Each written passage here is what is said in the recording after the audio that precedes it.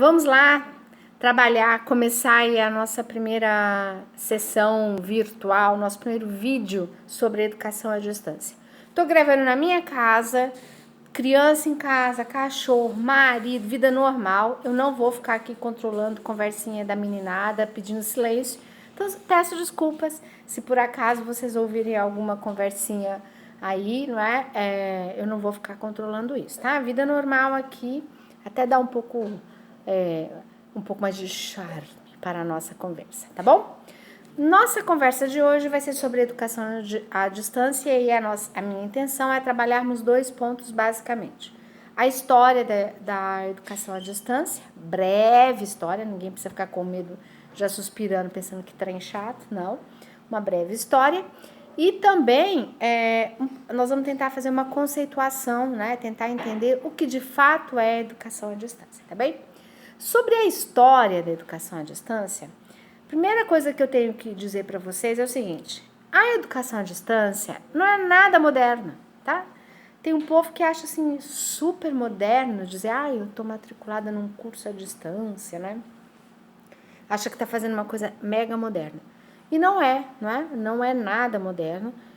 E aí eu tô aqui na minha internet com uma página aberta, sugiro que vocês também pesquisem para conhecer o www.institutouniversal.com.br.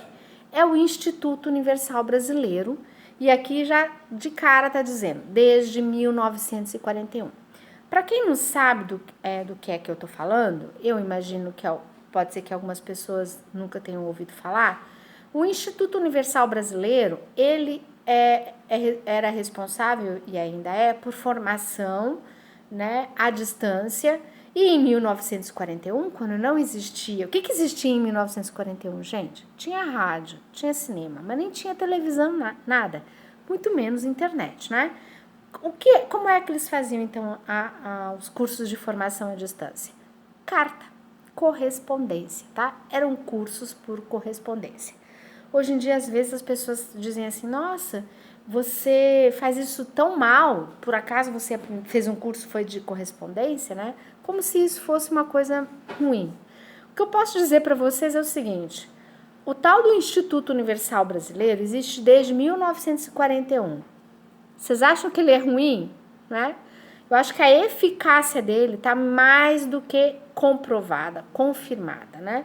E basta vocês entrarem aí na casa de vocês, no site, para perceber que é uma coisa muito bacana, muito interessante. Como é que funcionava, então, em 1941 por carta? Eu ia lá, escolhia um curso, podia escolher corte e costura, que ainda existe. Agora eles têm cursos profissionalizantes, cursos supletivos e cursos técnicos. Então eu podia escolher corte e costura, né? E eu enviava para eles um formuláriozinho, cartinha, selo, escrevia o endereço, aí ia lá para eles e eles me mandavam um material de estudo, um roteiro, né? E eu então seguia o roteiro, fazia as atividades, colocava as minhas atividades no papel, selava, endereço, correio, lá ia o meu material. E aí eles corrigiam e me mandavam de volta. Ficava nisso, lição por lição, nesse vai e vem das cartas, tá? No final, eu recebi um certificado. Esses cursos têm certificação. Quem fizer o curso todo, fizer direitinho, cumprir todas as tarefas, as etapas, é certificado, tá? E hoje em dia, provavelmente, eles já devem usar mais a internet. Tô vendo aqui, tem o WhatsApp, né? Eles devem fazer essas coisas via internet, por e-mail, provavelmente. Mas a coisa funcionava muito bem, né? E ainda funciona. Mas a educação à distância, ela é, na verdade, anterior a isso. E eu adoro contar essa história porque mexe com coisas que eu aprecio muito, né? Os primeiros formatos, a primeira vez que alguém vislumbrou a possibilidade de fazer essa educação à distância foi quando o cinema começou a fazer as suas primeiras exibições, em 1905, tá? Como é que foi isso? Então tinha um carinha lá sentado, vendo lá na telinha, né? 12 minutos de filme, joguem na internet para vocês verem também, porque é muito interessante. 12 minutinhos de filme, preto e branco, tá? Viagem à Lua, joguem aí na internet. E ele ali sentado pensou, tô eu aqui, sentado, vendo ali naquela telinha um conteúdo que nada tem a ver com educação, é de entretenimento. Tem essa turma toda aqui comigo, compondo essa plateia, né? Tá aí, tô achando que isso aí é uma possibilidade para fazer situações de aprendizagem. Não sei se ele falou com essas, né, palavras, e deve ter falado em francês, porque estava em Paris, tá? Mas eu não vou fazer isso.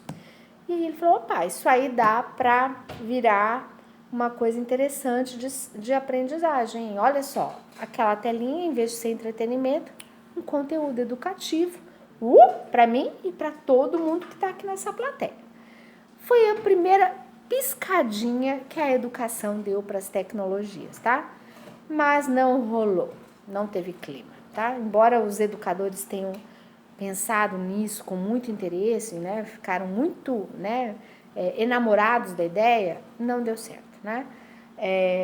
Não deu certo por muitos motivos, a gente não vai falar disso aqui agora, mas não deu certo. Em 1920, né, o cinema já estava estabelecido, foi a vez de surgir no mercado o rádio. E novamente essa piscadinha da educação foi em direção às tecnologias, dessa vez o rádio. No Brasil, o Brasil tem uma história deliciosa sobre isso. Porque quem trouxe o rádio para o Brasil foi o jornalista Roquete Pinto. Não sei se vocês já ouviram falar. Ele é bastante famoso, né? Muito, muito, muito interessante. Um cara, já não há gênios, né? Como esse sujeito nos nossos dias, infelizmente, capaz de integrar áreas, né? Ele era uma pessoa de visão. É assim que eu chamaria. Tanto era de visão, né? Que o cara viu o rádio lá no exterior, e lá no exterior ele pensou, não, meu Brasil não pode ficar fora disso.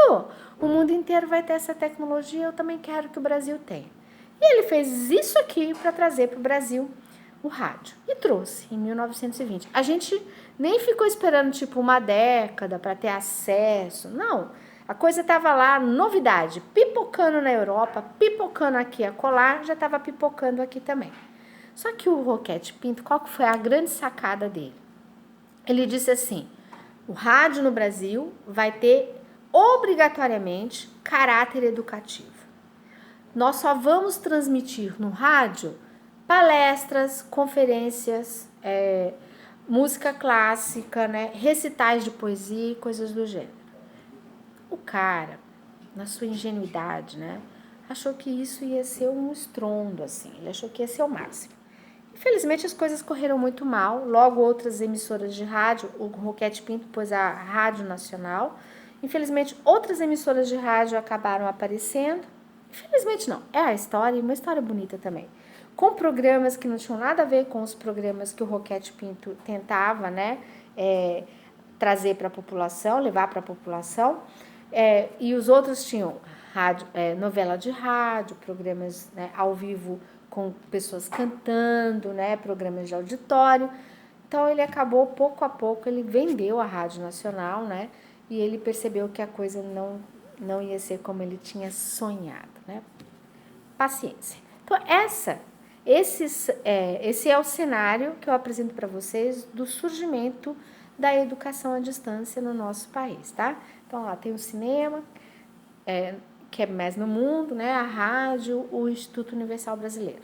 Ou seja, não é nenhuma modernidade, não é nada novo nisso, né? E aí a gente chega nos nossos dias atuais e nos conflitos, né, nas contradições que a gente tem vivido nos nossos dias. Como é que eu consigo identificar a educação à distância? Quais são os critérios para a gente ter certeza que o que está acontecendo ali é educação à distância? Primeiro, né? Vocês viram lá o curso por correspondência. O sujeito estava longe, né? Estava na sua casa, na sua casa. Muito cuidado aí para não fazer uma confusão com a educação domiciliar. A educação domiciliar, o sujeito está na sua casa. Só que há um adulto, né? Que é o responsável ali pela sua produção, mas esse adulto, ele não tem uma formação pedagógica. Não, em geral, não tem. Pode ter qualquer outra formação ou não ter formação nenhuma, mas é um adulto que ficou responsável por ser o tutor daquele estudante dentro de casa. Procurar material, propor atividades, definir o que o menino vai estudar ou não. Isso é educação domiciliar, tá? É um responsável adulto, né? Mas que não tem formação pedagógica. Na educação à distância é diferente. O sujeito está aqui estudando e há, sim, um adulto com formação pedagógica responsável pelo estudo desse sujeito que está em casa. E esse adulto, esse sujeito, está longe dele, tá? Basicamente, essa é a diferença da educação domiciliar e a educação à distância. Mas quando a gente vai olhar a educação à distância, né? Como é que eu sei, então, como é que eu identifico quais são o que há ali que a gente sabe que é educação à distância? Nos nossos dias atuais, né, que está pipocando a educação à distância para todo lado, eu tenho visto muitas aberrações, né? Eu tenho escutado coisas do tipo, nossa, o meu professor está fazendo aula de educação à distância, mas ele faz chamada. O meu professor, ele quer que eu faça a tarefa que ele enviou no horário que estava previsto, né, na grade para a aula dele. No horário da aula dele é que eu tenho que fazer a tarefa. Né? O meu professor quer que eu ligue a câmera para ele ter certeza que eu estou presente enquanto ele está falando. Né? Isso, gente, isso não é educação à distância. Isso é ensinar de longe. Só que esses professores, eles estão reproduzindo as práticas da sala de aula no que elas têm de pior. E o pior é isso, né? Que são aqueles mecanismos de controle típicos da sala de aula presencial que o sujeito, longe do aluno, ainda quer vigiar e controlar o comportamento desse aluno. Então, para entender, na educação à distância, a gente tem que ter a nossa intenção e a nossa atenção tem que ser voltada para o protagonismo do menino. Você dá a tarefa e esse menino vai fazer aquela tarefa, né, na hora que ele quiser. Isso caracteriza a educação à distância, né? Não é na hora que o professor determinou, é na hora que o menino entender, fazendo a gestão do tempo dele, que vai ser mais adequado para ele, mais conveniente para ele, tá? Então, o protagonismo, para a gente ter certeza de que o que está acontecendo é educação à distância, a gente tem que se perguntar, o estudante tem sido possível para o estudante exercer o seu protagonismo? Isso aqui no Brasil é muito complicado, porque nós não vivemos numa realidade dessa nas escolas. Os nossos professores frequentemente dizem que o menino não vai dar conta, né?